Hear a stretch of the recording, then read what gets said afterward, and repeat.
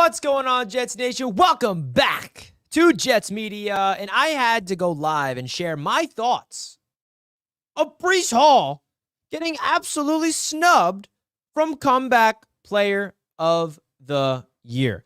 Now, as you can tell from my tone of voice, I'm not happy about it. This is ridiculous. What does the Comeback Player of the Year award mean? It means you overcome an injury, suffered last season, and have a great year. Do I need to remind the people what Breece Hall did last season? Well, guess what, folks? We're doing that right now. Yeah, we're doing that. Because I got to be the one to remind the world. And the cool thing about this is I don't need to remind Jets fans. I don't need to remind Jets fans anything. Jets fans know. Jets fans know.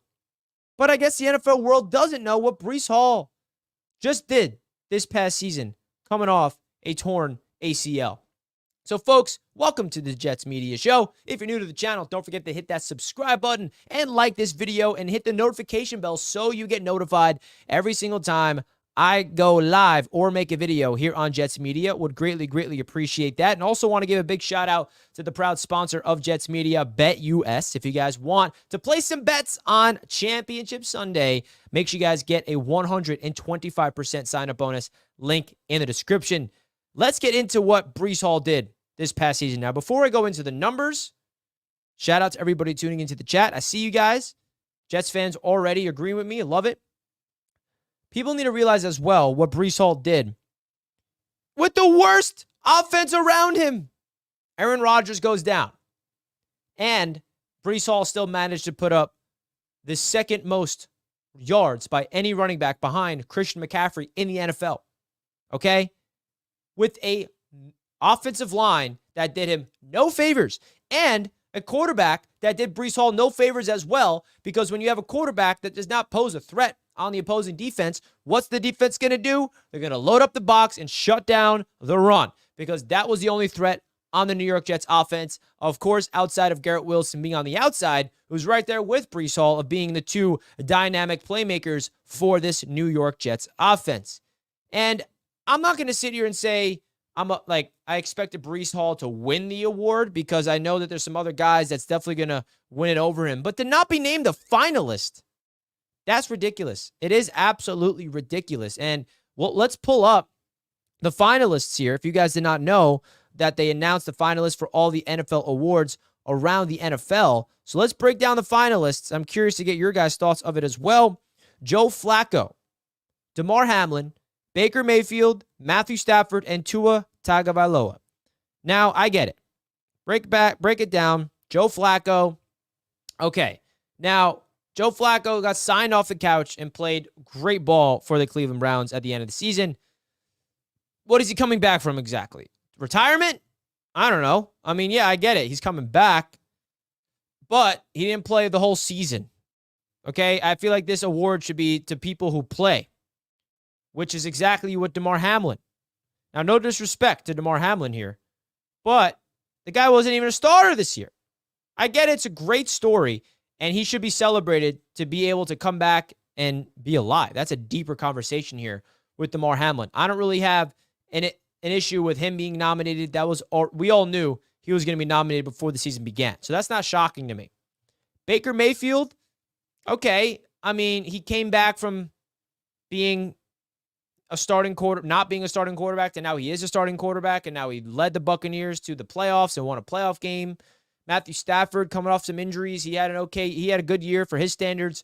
Tua coming back from an injury as well. But like, bro, Breece Hall is just being so disrespected right now.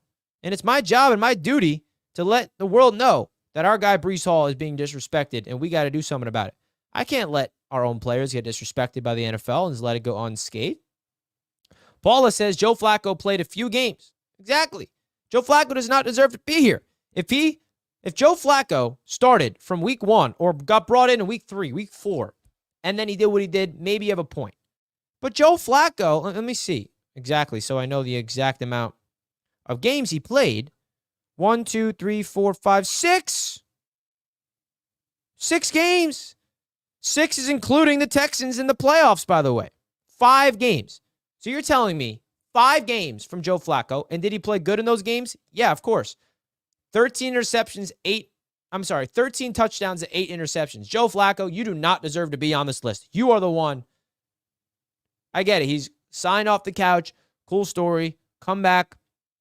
But, bro, he played 5 games. Breece Hall played 17 games coming off an ACL and put up ridiculous numbers. He was this close to getting 1,000 yards on the ground. This close, but he didn't need it. He had over 1,500 yards all-purpose, and Jets fans appreciate what you got in Breece Hall because he is going to lead us to the promised land next year. I promise you that. There's no reason to believe Breece Hall is not going to be the focal point of the entire offense next year. He should be. He proved to be a playmaker, not only out of the backfield as a run threat, but as a receiving threat. And it took Nathaniel Hackett apparently to week 13 or week 15, whatever it was, to figure it out. I mean, when I heard Nathaniel Hackett say in the press conference, yeah, we underestimated how good Breece Hall is as a receiver. What? What do you mean you underestimated that? Your job as a coach is to know your players' strengths. And if anybody watched the 7 games Breece played as a rookie, he's not only just a good running back, he can play well as a receiver. So I'm hopeful that Hackett learned that from week 1, this upcoming year, we need Breece Hall getting the ball every single way, getting lined up as a wide receiver, line up in the slot, running routes out of the backfield, you name it. Give Breece Hall the ball. He's a dynamic playmaker that is a home run hitter waiting to happen. And I don't want this to come off as some Jets fan biased towards Breece Hall. I want this to come over as factual, objective, look at the numbers. The guy's coming off an ACL injury and put up a sensational year. You know how hard it is to come back from ACL surgery? I hope you guys watched the Breece Hall documentary that the New York Jets produced. Shout out to One Jets Drive Films. They did a phenomenal job with that. But definitely go check that out if you did not see the Breece Hall story. Now, I'm a little pissed off because Breece Hall, again, deserves his love. And I'm upset right now. Hit that like button for your boys, guys, for Breece Hall in particular. He deserves some love from Jets fans. Let me know in the chat right now how you feel about Breece Hall. Jason says, this is terrible. Joe Flacco didn't win a playoff game. Hamlin barely played any snaps. Stafford didn't win a playoff game. And Tua didn't win a playoff game and only beat bad teams. I see no lies here, James. I see no lies here. Hold on 1 second, guys. You blow my nose.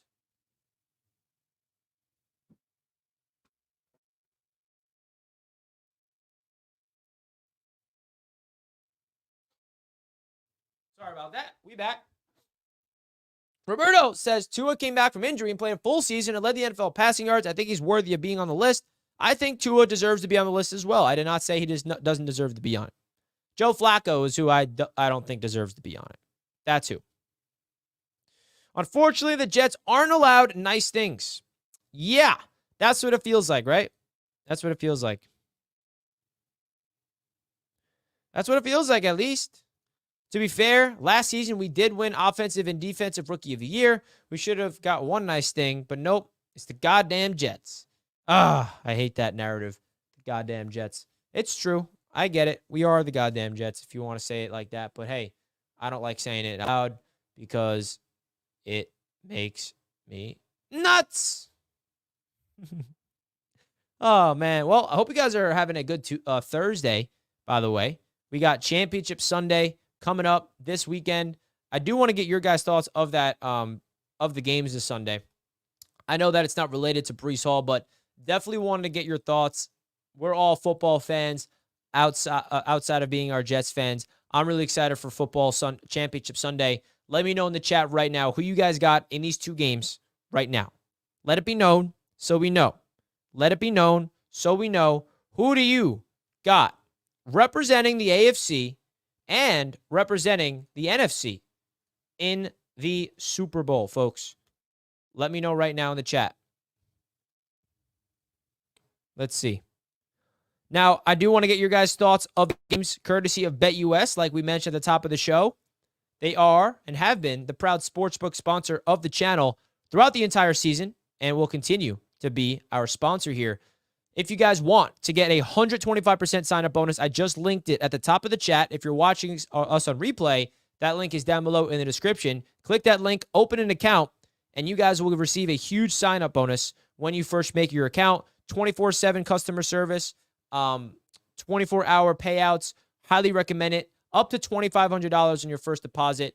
Really do appreciate BetUS and cannot recommend them more, guys. I've been betting on this site throughout the NFL playoffs, and I'll be straight up with you guys. Your boy won a lot of money, especially on the Chiefs, okay? I won hundreds of dollars on BetUS, but please, guys, bet responsibly. Now, the minus 3.5 for the Ravens is intriguing. I actually think that the 3.5 spread is even here. I like that. But what I don't like is the Lions, okay? How are the Lions at +7? I'm hammering that, folks.